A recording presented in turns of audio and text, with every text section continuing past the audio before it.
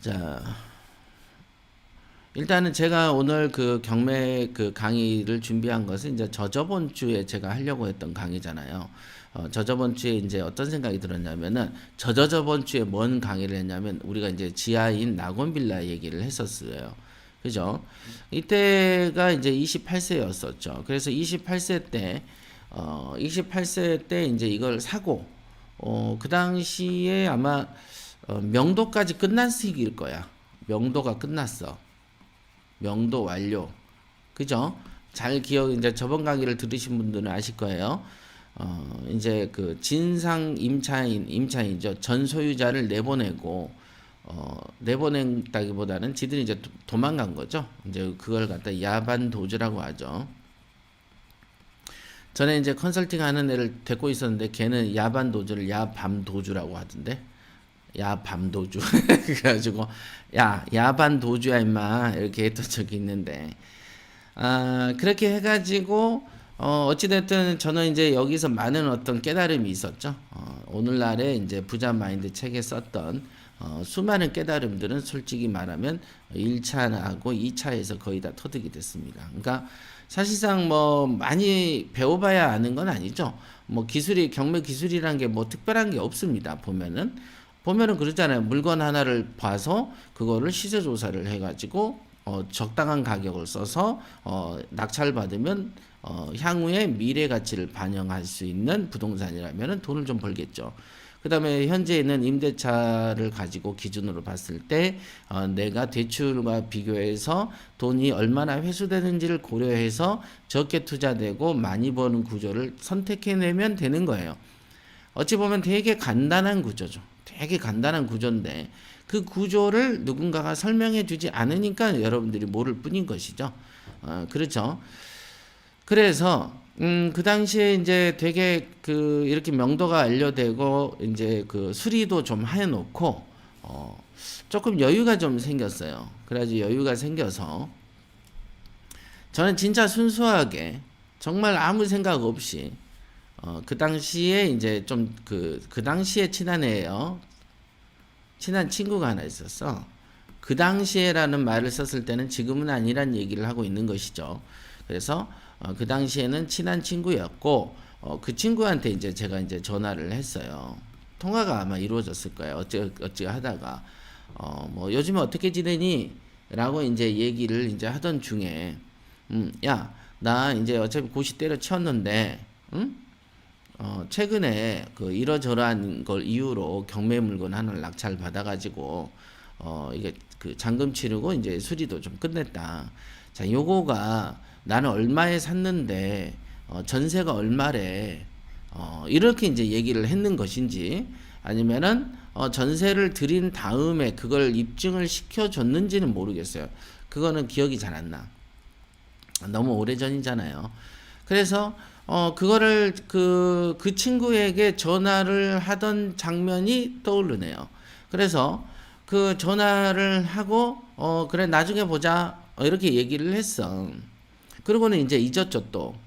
그랬는데 한 일주일 정도 지나니까 연락이 오더라고요. 일주일 정도 지나니까 연락이 왔어요. 그래서 연락이 와서 왜? 이렇게 얘기했더니 걔가 그러는 거야. 자기 그 부모가 1억을 줬다 이거야. 이때가 98년이에요. 98년, 99년 초인가 하여간 이 사이일 거야. 내가 그 첫 건을 낙찰 받은 게 98년이니까. 그때 지금 생각하면 엄청난 돈 아닙니까? 그죠? 뭐 지금도 1억이 큰데 24년 전에 1억이니까 엄청 큰 돈이죠. 그러나 그 당시엔 또 1억을 보고 엄청 크다라고 못 느꼈던 게 빌라 샀던 게 1600이었으니까 전세 3000 빼고 뭐 이런 시절이니까 그게 그다지 커 보이진 않았어요. 그냥 딱 지금 정도의 이런 느낌으로 지금도 느껴져요. 솔직히 말하면. 물론 이제 물가로 보면은 옛날에 엄청 컸겠죠, 1억이. 그래서 1억을 자기 부모가 줬는데 기한이 네가 좀 도와주면 안 돼? 이렇게 이제 묻더라고요. 왜냐하면 이 친구도 이제 고시를 이제 포기했었거든요. 그럼 고시를 포기하게 하면 그 다음에 걱정이 뭐예요? 직장이거든요. 먹고 사는 문제. 먹고 사는 문제가 이슈가 될 수밖에 없지 않습니까? 저도 이제 28에 먹고 사는 문제가 먹고 산다는 말 자체는 저는 생각을 안 해본 것 같아요. 그러니까 그때는 뭐 고시원 생활하다가 뭐 집에 가면은 맨날 그 뭐 집에서 먹어봐야 뭐 밥 2공기 3공기인데 뭐 그까짓 거 그 뭐 돈으로 치면 얼마나 하겠어요. 그죠? 그 다음에 집 넓은데 등 하나 대고 자면 되는 거지. 뭐 그거가 그런 것도 뭐 돈으로도 인식 안 하고. 그러니까 아마도 그 20살 때부터 고시 공부만 하던 사람들이 사회성이 좀 떨어지다 보니까 일반 직장인들이 학점 관리하면서 입사 시험 보고 토익 준비하는 그런 조바심이 없었을 수도 있겠죠. 음. 나는 그런 준비하는 애들이 이해가 안 됐어. 그때도. 뭘 왜 저러고 살까? 뭐 이런 것들이 있어서 솔직히 말하는 거예요. 그냥. 자, 그래가지고, 어쨌든 이 친구도 똑같은 과정을 겪었기 때문에, 일반적인 직장 생활을 같은 거는 안 하고 싶었겠죠. 그 다음에 언감생심 생각도 안 했을지도 몰라요. 그죠?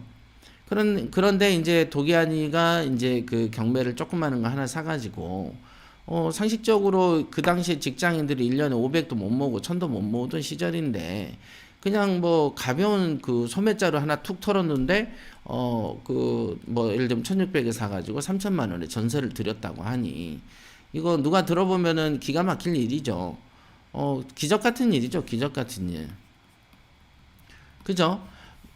그 제가 이제 가장 그 경매를 하면서 이해가 안 됐던 경우들이 어떤 거냐면 이해가 안 되는 게 우리가 3천에 낙찰을 받아요. 예를 들어서 3천에 낙찰을 되면 이 집에 전세 5천 사는 애가 그냥 나가는 거야. 5천에 새 살고 있던 사람이 이걸 솔직히 살 수 있잖아.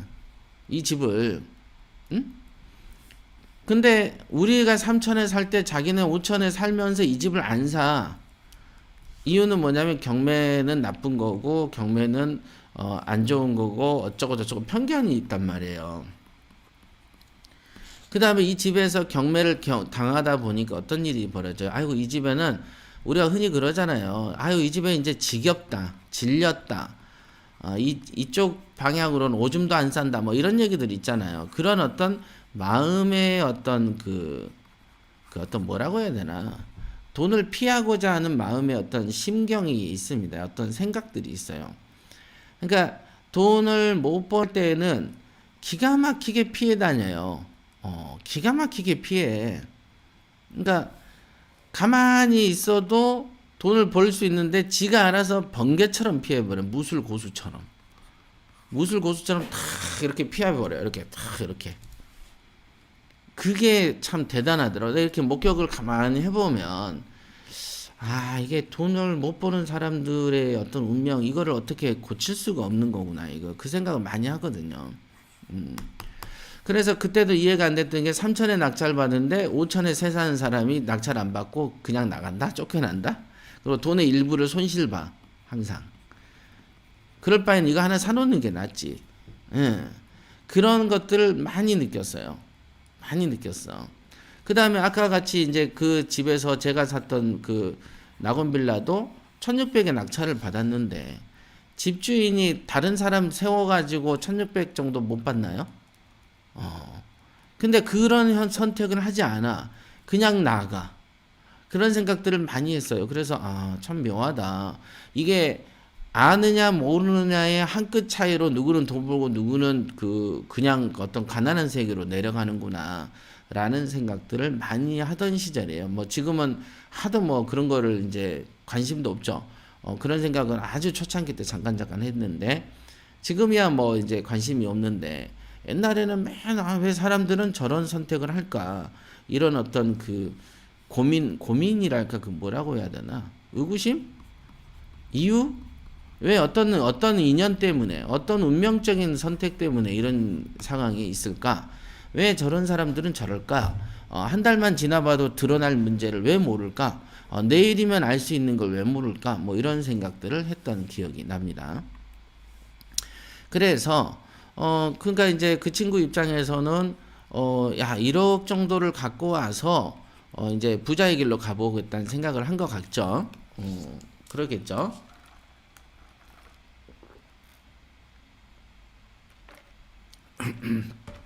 네. 네.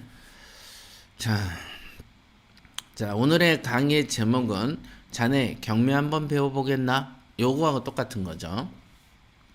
제가 친구에게 나의 경매 어떤 투자의 사례를 설명해 주니 이 친구가 부모에게 1억 원을 가지고 와서는 야, 나도 경매하기 좀 도와주면 안 되니? 이렇게 물었다 이거죠.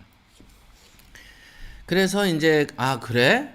그때 이제 저는 또 머리가 이렇게 휙 돌잖아요. 그래서 제가 여러분들한테 가끔 그러잖아요. 경매는 세 가지의 길이 있다. 요거 제 강의를 자주 듣는 분들은 아실 거예요. 경매라는 것은 처음에는 자기 투자라는 게 있다. 두 번째는 남의 거를 투자해 준다. 남의 투자, 남의 거. 그죠? 세 번째는 경매 교육이라는 것이 있다. 보세요. 내가 경매 투자를 해. 자기 투자를 했네. 그러면 남의 것도 해줄 수 있잖아. 그런 거를 컨설팅이라고 표현하는 것이다. 내가 할 줄 아니까 남도 해주고 돈을 받을 수 있겠죠. 그죠? 자, 그러면 내가 하고 남도 도와줄 정도의 이론적인 받침이 쌓이면 무엇도 할 수 있어요? 교육도 할 수 있는 것이다. 맞죠? 이런 거다, 이게. 그래서 옛날에 우리가 전국에 지사를 둘 때, 지사장들을 뽑을 때, 그들에게 사업에 대한 비전을 제시할 때, 야, 니들은 이런 세 가지 갈래길을 다 선택할 수가 있다. 어느 길이든 깊이만 파면 반드시 적어도 편하게 먹고 살 것이다 라고 얘기를 했던 그 기억이 나네요. 그러니까 저 입장에서는 이제 자기 투자 한번 했죠. 그 다음에 남의 투자의 기회가 한번 온 것이죠. 맞죠? 그러니까 저는 일단 이런 어떤 체계적인 어떤 흐름까지는 몰랐죠. 그냥 나는 내 거를 했는데 친구한테 얘기했더니 친구가 좀 도와달래. 그래? 그럼 이거를 교육으로 풀어야 되나? 이거를 컨설팅으로 풀어야 되나? 하다가 이제 제가 이제 제안을 하나 했어요. 제가 이거 다 옛날에 그 지사장들한테 했던 얘기들이에요. 야, 내가 네 이거 하는데 투자하잖아. 이거를 내가 이제 최대한 여러 개로 돌려줄게. 여러 개로. 하나만 해가지고는 돈을 벌리는 일이 아니니. 그러면 여러 개를 사서 네가 만족할 만한 때까지는 내가 도와준다면, 네가 어느 정도 자신감이 붙을 때까지 도와준다면, 그때까지 물건에 한해서 수익이 생기면 5대5로 하자. 이런 제안을 했죠. 아주 훌륭한 제안이죠. 여러분들 중에는 그런 사람들이 있었어요. 제가 이제 이 친구를 만나고 헤어지고 나중에 이제 개인적으로 어떤 사업을 일으켰을 때 부동산 쪽에 그때도 이제 어떤 이사라는 분이 하나 계셨어요. 예, 지금도 기억나는데 권이사라는 사람이 있었는데 이 사람도 그 당시에 2억 원을 들고 와가지고 그때 투자에 대해서 배우기를 원하고 그러면서 이제 제가 이제 투자하는 것을 옆에서 보더니 그러면은 이렇게 좀 요 얘기도 나중에 이제 독자적으로 해줄 건데 이게 이제 왜 이런 얘기를 하냐면 경매 성공 비법 책을 신버전으로 찍는 입장에서 그냥 책에 집중하는 것보다는 옛날 경험담 얘기해주면 여러분들 좋아하잖아요. 호랑이 담배 피던 시절 얘기해주면 좋아하죠. 그래서 그때 이분하고 투자할 때도 2억을 가지고 이 5대5로 진행했던 사례가 있습니다. 그때 돈을 좀 많이 벌었죠. 자, 그래서 여러분들한테 얘기를 하는데 세상에 돈은 두 가지의 종류가 있다. 이것도 다 부자 마인드 책에서 얘기를 했던 거죠. 돈이라는 건 두 가지가 있어요. 첫째는 뭐냐? 내 돈이 있고. 둘째는 뭐냐? 남의 돈이 있다. 내 돈은 한정적이지만 남의 돈은 무한하다. 맞죠? 이거 진리 아닌가요? 팩트 아닌가요? 그러니까 한정적인 내 돈에 집중을 해야 됩니까? 무한한 남의 돈에 집중을 해야 됩니까? 부자가 되려면. 여기에 집중을 해야지 부자가 되는 것이다. 그러면 남의 돈에 집중하는 방법이 무엇입니까? 예, 경매 교육이고요.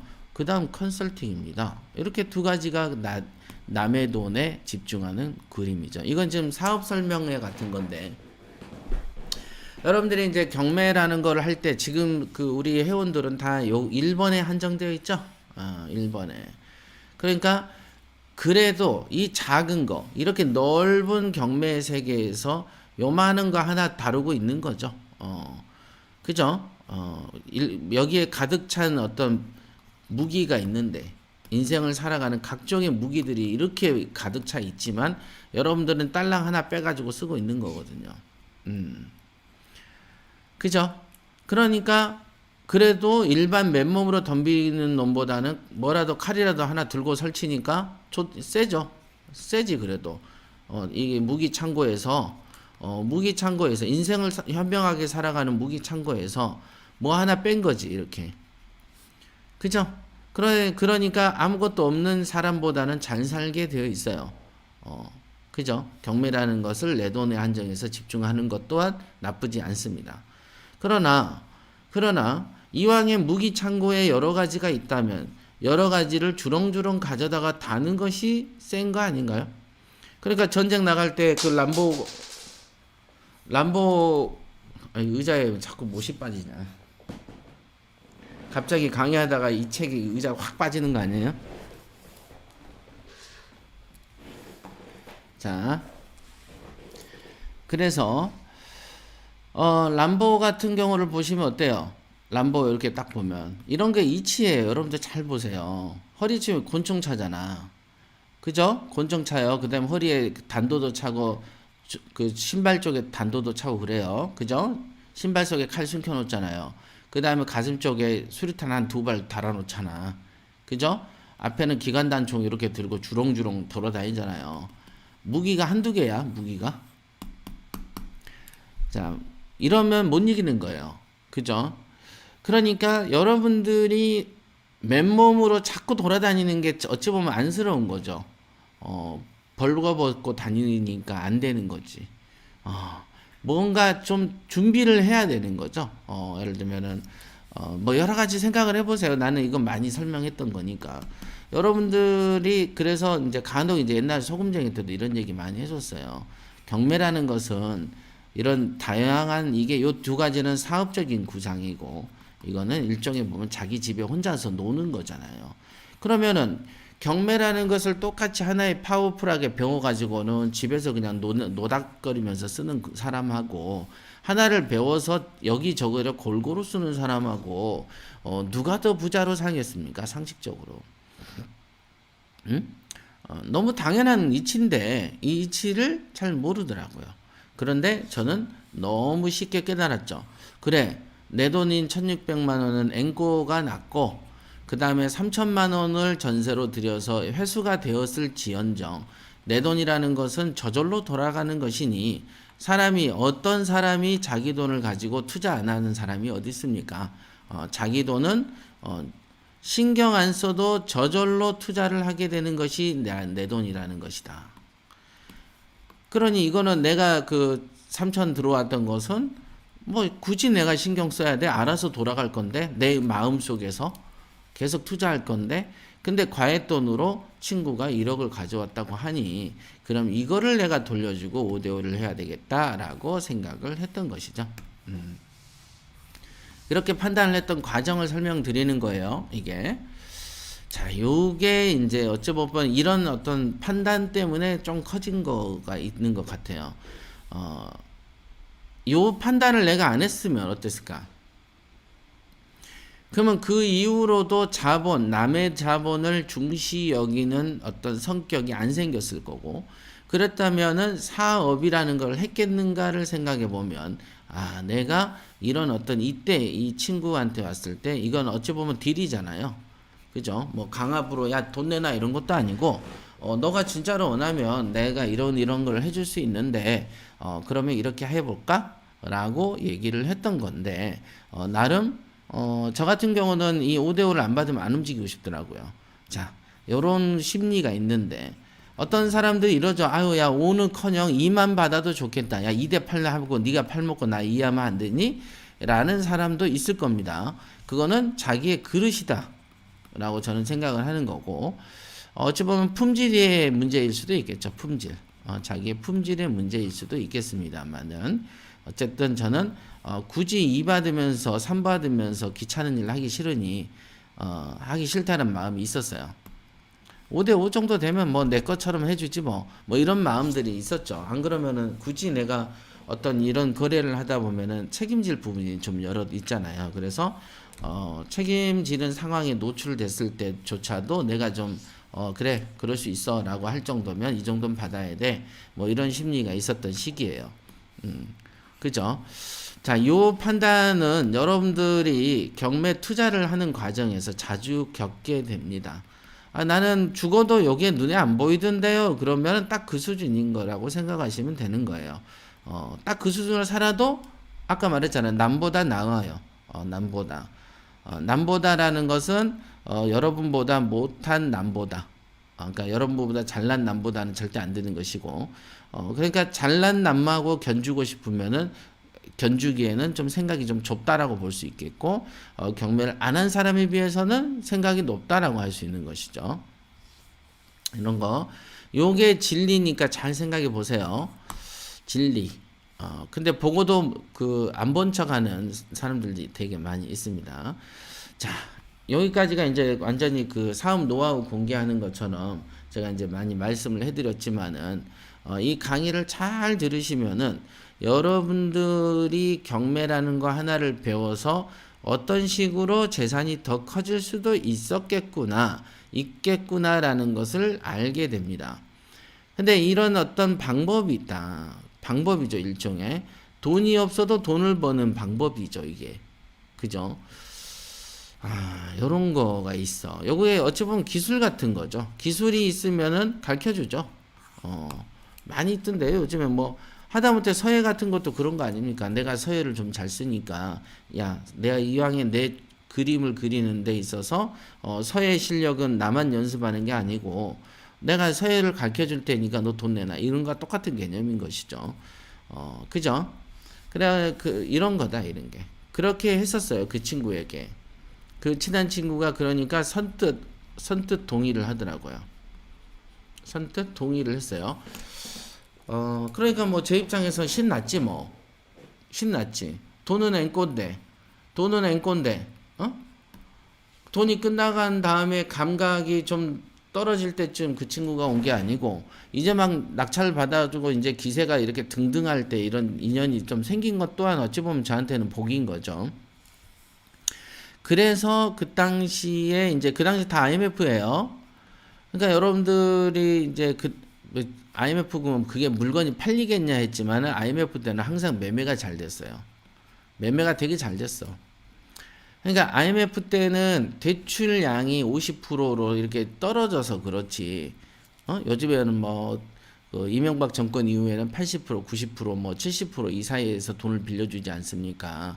그러니까 이렇게 부동산을 투자하기 좋은 환경이 많진 않아요.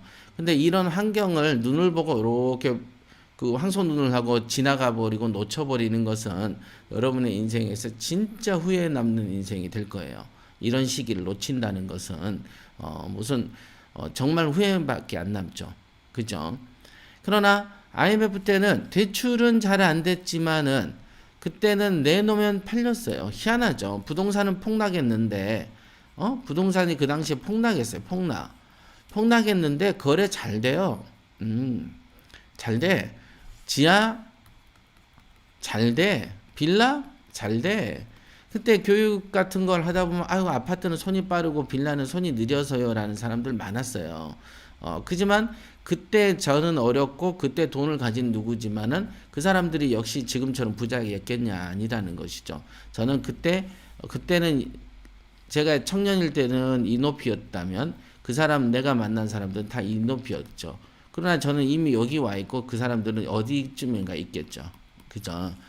이렇게 올라간 방법론에 관한 얘기죠. 그러니까 그 방법을 공개하겠다라는 것은 이 지금 얘기를 약간 공개하면서 여러분들한테 과거의 사례를 설명해 드리는 거예요. 그러니까 이제 그 조금 깊이 생각을 해보면 아 자기한테 맞춰서 생각을 해보는 머리가 있어야 되지 않겠어요? 그죠? 자, 그 당시에 지하빌라 정말 거래 잘 됐어요. 그럼 뭐 잘 되던데 뭐. 근데 부동산에서는 항상 안 된다 그래. 그때부터 지금까지 앞으로 50년이 더 지나가도 어떤 부동산에서도 예, 우리 동네 잘 돼요라는 사람 한 명도 없다. 지금 아파트 단지 앞에 가면 잘 돼요는 말은 있지만 예나 지금이나 이제 빌라나 단독은 안 돼요라는 말이 더 많이 있죠. 그죠? 그래서 이제 그 당시에는 안 돼요, 안 돼요, 안 돼요가 뭐 저는 처음에 듣고 그 부동산을 처음 하는 입장에서 공인중개사들이 자꾸 안 된다는 거야. 그래서 나는 그때도 의구심이 있었던 게 아니 얘네는 된다라고 해야지 이 물건을 가진 사람이든 사는 사람이 그 물건을 맡기든지 사든지 알겠는데 벌써 입에서 그냥 툭툭 튀어나온 말이 비관적인 말로 일색인데 그 저 사람들 뭘 먹고 사는 걸까라는 생각들을 많이 했고 최근에서야 공인중개사들이 이제 저희 협회에 이제 배우러 오고 하는 게 이제 5년 스파레주 이후 때 있는 것이지 실제로 그 전에 어떤 중개사들은 정말로 제가 늘 말하지만은 삼국시대 때부터 있었던 물건 거래 방식을 지금까지도 쓰고 있는 경우가 많아요. 그러니까 기술이 개발이 안 돼. 아이폰은 작년에 아이폰 11 나오면은 10개월 딱 있으면 아이폰 10이 나오고 내년에 10월 달, 그러니까 금년이죠. 금년 10월, 11월이면 또 아이폰 13 나와요. 이렇게 계속 개발이라는 게 있죠. 개발. 근데 도대체 중개는 개발이 없어. 그냥 하던 거 계속해. 제가 이제 최근에 이제 우리 그 컨설턴트들한테도 했던 말이 뭐냐면 오늘과 내일을 똑같이 살면서 내일이 더 잘 살 거라, 내일이 달라질 거라고 생각하는 것은 정신병이다라는 얘기가 있어요. 오늘과 내일도 오늘처럼 살고 똑같이 삶을 사는데 달라지는 인생을 살 걸로 기대하는 것은 정신병이라는 거죠. 안 달라지거든요. 이걸 누가 말했냐면 아인슈타인이 얘기했어요. 아인슈타인. 아인슈타인은 과학자인데 과학자 입장에서 웃기잖아요. 하던 짓이 똑같은데 달라진 삶이 생길 거라고 생각한다는 거죠.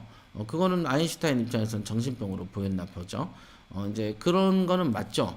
착각이죠. 정신. 문제다 이게. 요거 정말 중요한 말 같아요.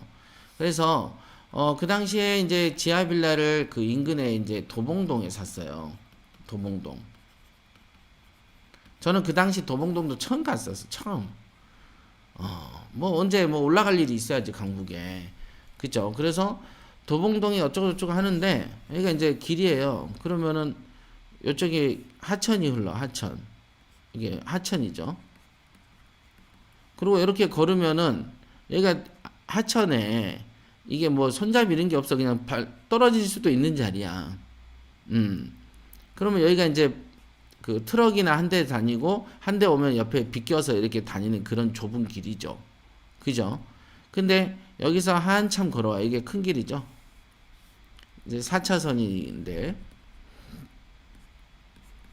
4차선 도로인데 여기서 이제 그 버스란다. 이게 자동차가 왔다 갔다 하면은 이게 교행이 좀 힘들어. 교행이. 그래서 이쪽으로 한참 들어와서 여기에 이제 빌라가 하나 있었어요. 근데 이런 빌라 있잖아요. 이게 길은 높은데 이 집은 조금 아래쪽에 있어가지고 이렇게 살짝 내려가가지고 이쪽으로 이제 정문이 진입되는 그런 집이었어요. 그러니까 집의 생김새나 모양새로 보면 정말로 개판인 거죠. 그죠? 여기에 이제 막 물이 흐르는 데인데 잘못하면 실족할 수 있는 길. 뭐 이렇게 뭣도 안 쳐져 있어. 그러니까 그다음 옛날에 지금은 이제 강북이 많이 발달했지만 그 30년 전이니까 25년 전이면 강남에 저는 서초동에 방배동에 살았는데 그때도 이렇게 좀 스타일이 좀 달라.